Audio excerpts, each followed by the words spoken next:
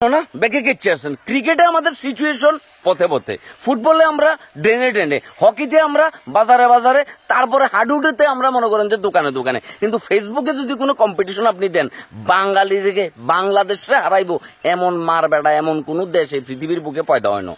তাইতে বাংলাদেশের ফলাফলটা এত পরিমাণে ফেসবুকে অ্যাক্টিভ থাকে যে তারা মনে করেন যে কি খেলা পাগল তারা, এবং দেশের জন্য কি যথেষ্ট পরিমাণে কি ফুল অ্যাক্টিভ।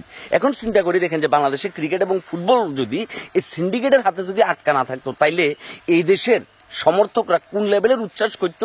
কিন্তু না, দিন শেষে দেখেন ফুটবল বলেন ক্রিকেট বলেন কোথাও কোনো কিছুর কি আমাদের কোনো প্রকার অর্জন নাই। প্রিমিয়ার লিগ বলেন, ন্যাশনাল লিগ বলেন, তারপরে মনে করেন যে আপনি এবার ডোমেস্টিক ক্রিকেট বলেন, মানে যাই বলেন ওখানে কোথাও কি ভাইয়া আমাদের এত বাজে অবস্থা।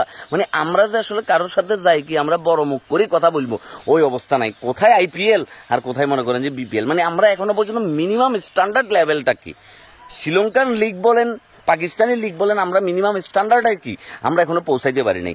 আমাদের খেলা খেলি চলে যায়, প্লেয়াররা 6 মাস হয়ে গেছে, তারপরে মনে করেন যে তারা টিয়ার ফোন দিব, কাকা টাকাগুলো তো পাঠাইলেন না, খেলি তো চলে আসলাম, চুক্তি তো ভঙ্গ করলেন।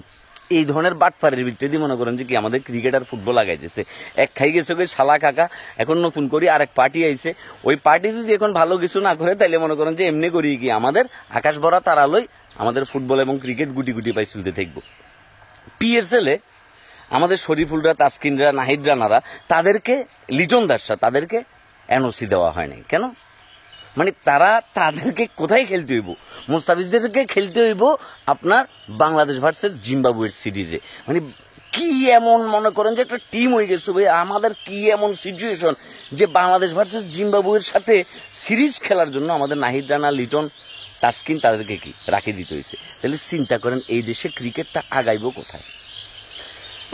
মানে ক্রিকেট খেলতেছি তার 25 বছর পরে আসিও এখন আমাদের টক্কর দিতে হইতেছে কার সাথে? জিম্বাবুয়ের সাথে। যে জায়গায় ইংল্যান্ডের মতো টিম, অস্ট্রেলিয়ার মতো টিমের সাথে টক্কর দিচ্ছে কারা?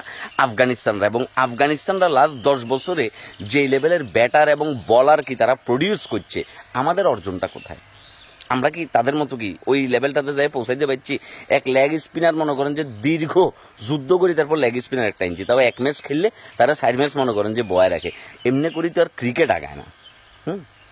মানে পাকিস্তান পিএসএল, পাকিস্তান সুপার লিগের মতো জায়গায় আমাদের প্লেয়াররা খেলবো, এটার জন্য এনওসি দিচ্ছে না। এই কারণেই আইপিএল বলেন অন্যান্য লিগ বলেন আঙ্গদেশের প্লেয়ারগুলারে ডাকে না। কারণ যত ধরনের শেষরা বাট পার এগুলা ব্যাকগুন মনে করেন যে কি আমাদের বোর্ডের ভিতরে ঢুকি বই দিচ্ছে, এগুলার মাথার ভিতরে যে কি চলে, তারা যে কোন চিন্তা করি যে কি প্লেয়ারগুলারে যাইতে দিল না, এনওসি দিল না, এটা আমার ব্রেনের ভিতরে ঢুকে না বাবুরে। মানে পাকিস্তানের সাথে খেলবার লাগে আমাদের প্লেয়ারগুলো রাখি দিতে হবে। মানে এগুলা ছাড়া কি আমাদের আর কোনো ভালো প্লেয়ার নাই? এরা গেলে আমরা জিম্বাবুয়ের সাথে, তাহলে এরা চলে গেলে আমরা জিম্বাবুয়ের সাথে কি সিরিজটা হারিয়ে যাবো। মানে এমন একটা সিচুয়েশন। তো এসব জিনিস সহ্য করা যায় ফুটবলটাতে, ক্রিকেটটাতে, প্রত্যেকটা সেক্টরে আমাদের স্পোর্টসের প্রত্যেকটা ইভেন্টে, প্রত্যেকটা সেক্টরে আমাদের এই দুর্নীতি ঢুকে গেছে, যার কারণে কি আমাদের এই অবস্থা। জানি না আগামী কয়শো বছর পরে কি আমরা কোনো একটা ইন্টারন্যাশনাল ইভেন্টে কি আমরা চ্যাম্পিয়ন হব কিনা, এবং সবচেয়ে বড় কথা হচ্ছে এটা আমরা বাঁচি থাকতে দেখবো কিনা এটা আমরা জানি না। যাই হোক, মনে আমাদের সকলের স্টিল আওয়াজ তুলতে হইব, প্রচুর পরিমাণে কথা বলতে হইব।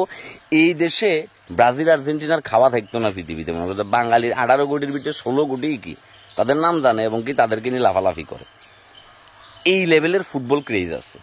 ক্রিকেটের কথা তো বাদই দিলাম, ক্রিকেট তো এত বছর কি ঠক ঠক করে চলিও ক্রিকেটের ক্রেজটা ছিল। কিন্তু তারপরও আমরা এই ক্রিকেট এবং ফুটবলে কোথাও আমরা উন্নতি করতে পারিনি। তাহলে এগুলা কিন্তু এক ধরনের অডিয়েন্সের সাথে, মানে আমরা যারা সমর্থক আছি তাদের সাথে প্রতারণা করা হয়েছে। এবং প্রতারণাগুলা কারা করছে? এই যে বোর্ডের কর্মকর্তারা, বাফুবে বলেন, বিসিবি বলেন, প্রতিনিয়ত তারাই কি আমাদের সাথে প্রতারণা করছে। এবং প্লেয়াররাও কি আমাদের আবেগ নিয়ে খেলছে। এটা তাদের প্রফেশন, তারা এটা রুটি রুজি এটা করে খায়। কিন্তু তারা তাদের বেস্ট পারফরমেন্সটা কখনোই দেয় নাই। তাদের ওই দায়বদ্ধতা না দর্শকের প্রতি ছিল, না দেশের প্রতি ছিল, না দেশের স্পোর্টসের প্রতি ছিল। এভাবে চলতে থাকলে আকাশ ভরা তারা, আর পিছনে তো বাঁশ গাছ দেখছো, এভাবে বাঁশের উপরে আছি আমরা। ঠিক আছে, তো তুমি আর কতকাল বাঁশ খাইতে চাও সেটা তোমার বন্ধুকে এই ভিডিওতে মেনশন দিয়ে জানাইও।